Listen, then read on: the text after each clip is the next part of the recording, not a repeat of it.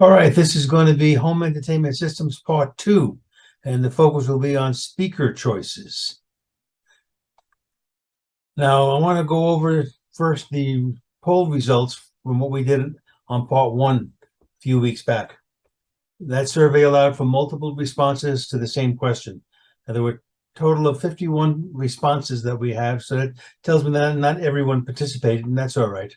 As I said, we had more than one choice. And for watching movies at home, the number one being streaming, that was really no surprise.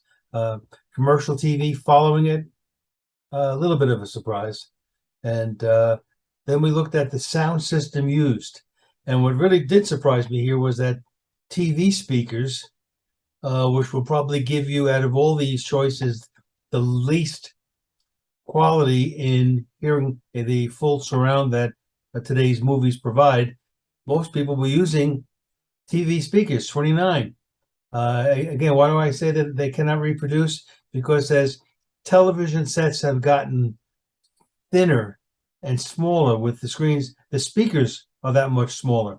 So they cannot even really produce what older speakers and more like box type TVs, because they were large speakers. Anyway, 29 used TV speakers, 14 for the sound bar, and 13 for the audio video receiver.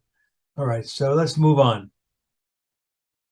Now, what's the important component in a home theater setup is the speakers. Why? Well, no matter how many bells and whistles your other components have, it's the sound from your speakers that is ultimately heard. So my suggestions are always buy from a recognized name, preferably a company whose primary business is with speakers, or at least the audio field. Now, if you need to cut your budget for a home entertainment system, let downgrading your speakers choice be the last step.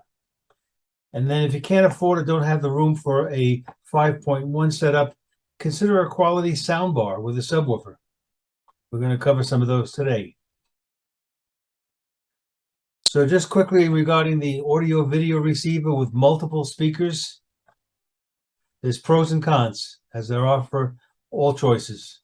The pros, this setup will give you the fullest sound reproduction, as separate speakers you'll have for surround, front and back, as well as dialogue, the center speaker, and then of course the all-important bass or subwoofer. And then the ability to tweak each speaker in the AV setup for the sound you want to hear. And also AV receivers typically come with a program to help with the speaker placement setup in your room. Now, the cons are certainly the most expensive. And number two, for a small room, they may not be able to accommodate multiple speakers. And if they are placed too close to each other, they may not reproduce the sound that you were intending to hear. So what you get when buying multiple speakers. I'm going to show you some of the different components and the prices as of on Amazon as of July. You can start with just the $99 Polk Audio 100-watt 2-theater bookshelf style. So this is just two speakers, but they're excellent starters, and they can be used as rear speakers in a future setup when you buy additional speakers. But now you use them either at the bookshelf or wall mount, and they will definitely be an improvement over the internal speakers in the TV. Spending a little bit more money, the Klipsch has the black reference 5.1 surround system. Again, you look at the ratings. This one got 4.7 out of 5. And this has the forefront and rear speakers are all pretty much the same small size for easy placement, and smaller size wireless subwoofer does not require much floor space. And then you can go up to the really expensive ones. Now, this is a name I really hadn't heard of before I did some research here. The Fluence Elite High Definition Surround Sound. This gives you 2 floor standing speakers, 2 rear, a center, and a 10-inch powered subwoofer. Now, the Fluence is a relatively new Canadian company, but with many very positive online reviews by those who understand better than I ever will what goes into making a high-quality speaker. All right, then we have sound bars. Pros and cons of sound bars. Lots of pros. They utilize a small amount of space.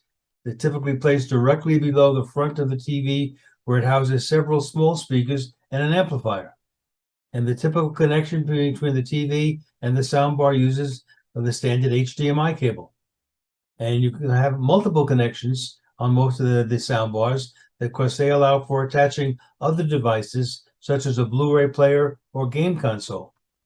And then the more expensive units can include a separate subwoofer or built-in Atmos. Those are the height speakers we talked about before. Cons.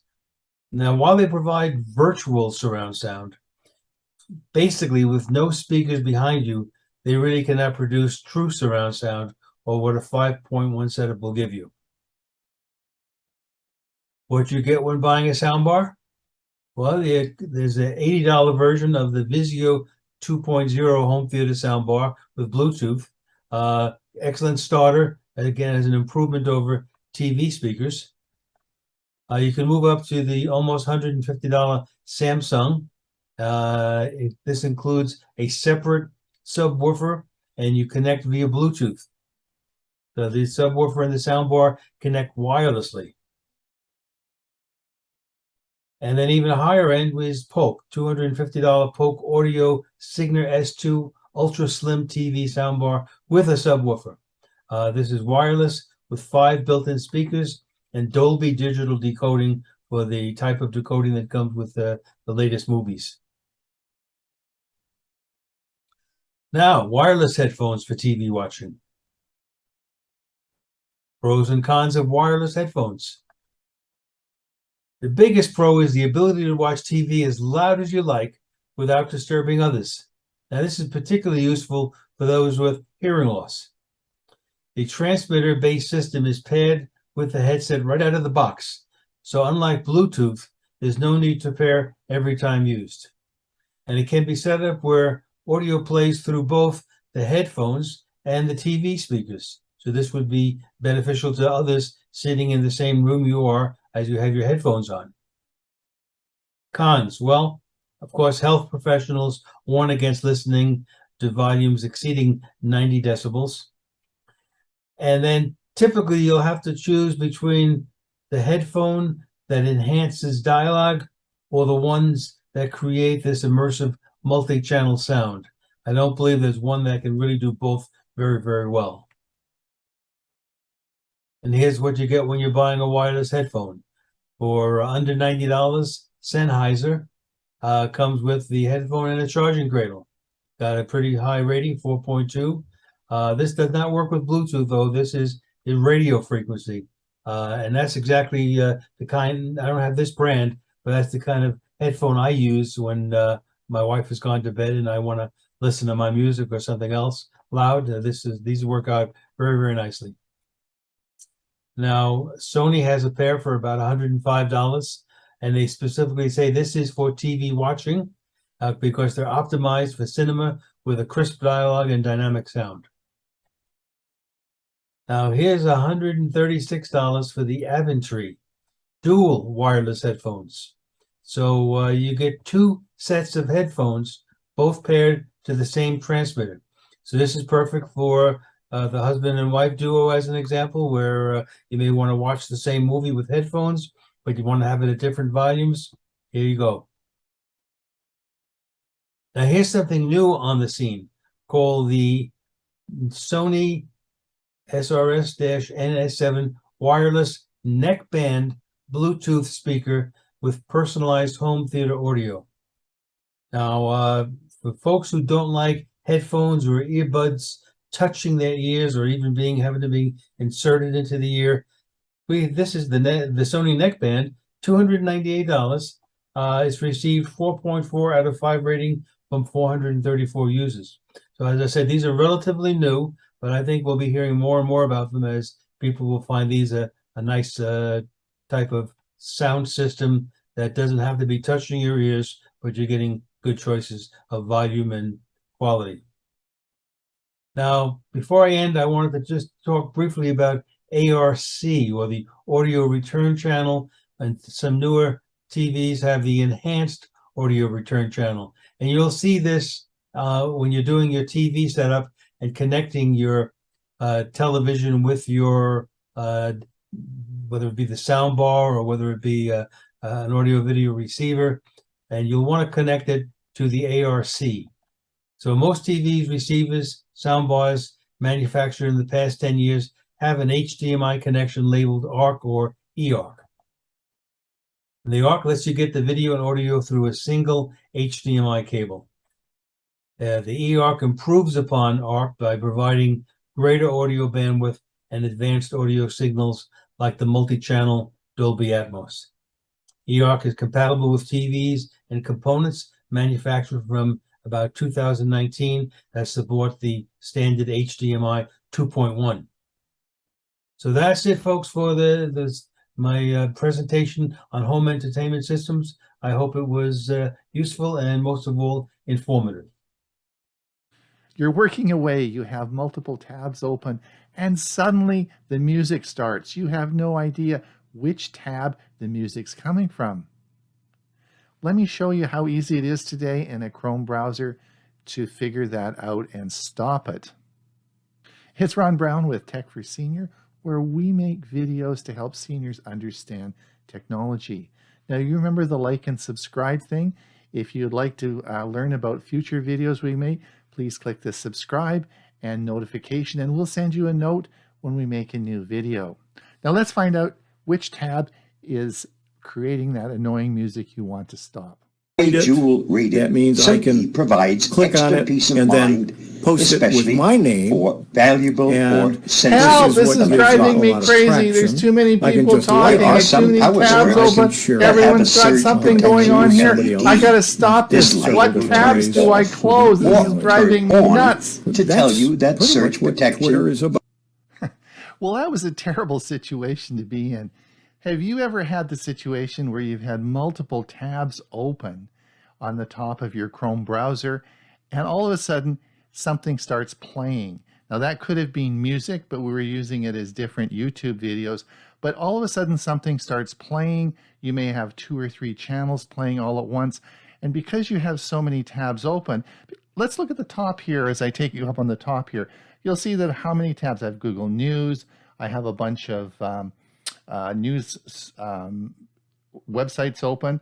There's a video here, more sites open, and a video here. And if we look off to the right, there'll be more tabs open.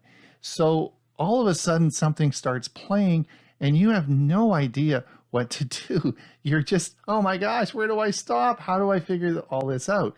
Well, what I want to do is I want to show you a little trick. Something, this has actually been around for about a year. I want you to come over on the top here, and what I want you to notice is if we come way over to the right, you're going to see this little control for music, video, and more. Now you will all have this in your Chrome browser, but if you go and look now, you won't see it, because it only shows up if you have tabs open that play audio, right? That could be music, could be anything that contains audio. And once you have one of those tabs open, this will be apparent.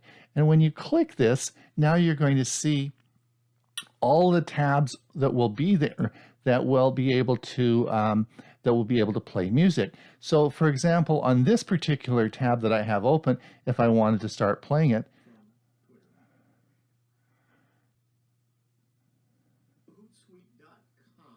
and there we have Hewie playing. If we come down here, I can open this one, and there we have Bob playing.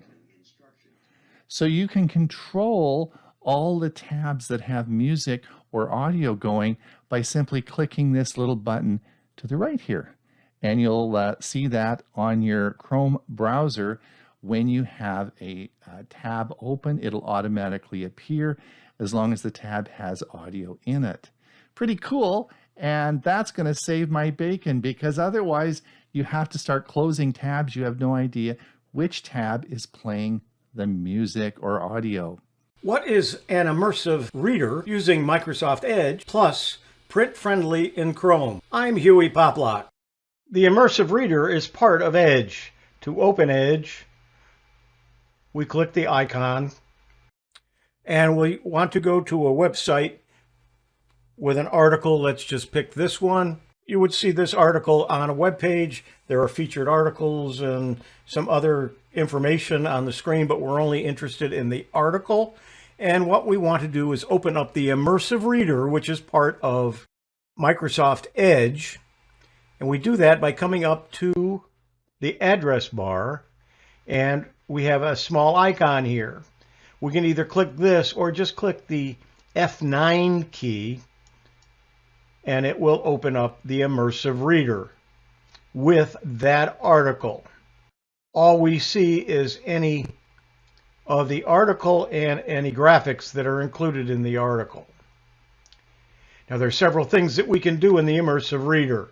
We can read aloud, we can look at text preferences, we can adjust the grammar tools and reading preferences. We're going to look at each one of those. To read aloud, you just click Read Aloud. How to test a microphone on Windows 11. How to. By Ben Stockton. Last updated on May 9th, 2022. Now I stopped it. You could continue on. When you're listening, Are you having trouble with your mic on Windows 11? you can click this icon PC right here users are more and go to the next paragraph. These apps are only as good as the hardware you're using. However, you may need to adjust. Now there are several voices that you can use to listen to the read aloud. We're using Microsoft Area Online Natural, and it's English, but you'll see, and that's United States. You can have English Canada, you can have English South Africa, and you can have many other languages as well, but it doesn't translate. It's only doing it in that accent. Now you can also change the speed. You can make it faster, you can make it slower. So if it's reading too slow for you and you want to just speed it up and listen to it, you can, or if you want to listen very carefully, one word at a time, you can slow it down just by using the slide bar. And as an example, we'll continue here. Adjust your microphone settings for your environment and get it ready to speak with friends, family, and colleagues. Most of us seniors, that would be difficult to understand, so we would want it on normal and maybe even slower. To shut off the read aloud options, you just click the little X here, and it gives you back that menu. Under text preferences, we have several choices here. One, you can make it much larger or smaller. Let's do smaller first because we're going to not use that. But if we wanted to go to larger, you can go to very large and really see the information. Let's keep it just above medium so it's large enough for you to see on the screen. Now you can change the spacing as well. So let's take where there's a couple of paragraphs here where you can see it a little bit easier. And we'll click text spacing and it'll give you more spacing between the words. You can also change the font. There's only 3 choices, but you can change it to Calibri, Sitka, or Comic Sans. You can also vary the width of the column. This is what it's at now. We can make it wider, and we can make it the widest. And you can have themes, so you can have it look different. Right now it's on this one. If we look at more themes, we can come down and we can have it various colors for whatever reason that we might want to have that. So those are the text preferences that you can have. Next are the grammar tools. Let's take a look. We can divide the words into syllables with a little dot between the syllables. We can also highlight different parts of speech using different colors, and you can change those colors, by the way, but right now it's purple for nouns. So if we click on nouns, you will see all of the nouns, and we have the show labels. If you don't want to show the labels, you can turn that off. The nouns still will have a purple color to them.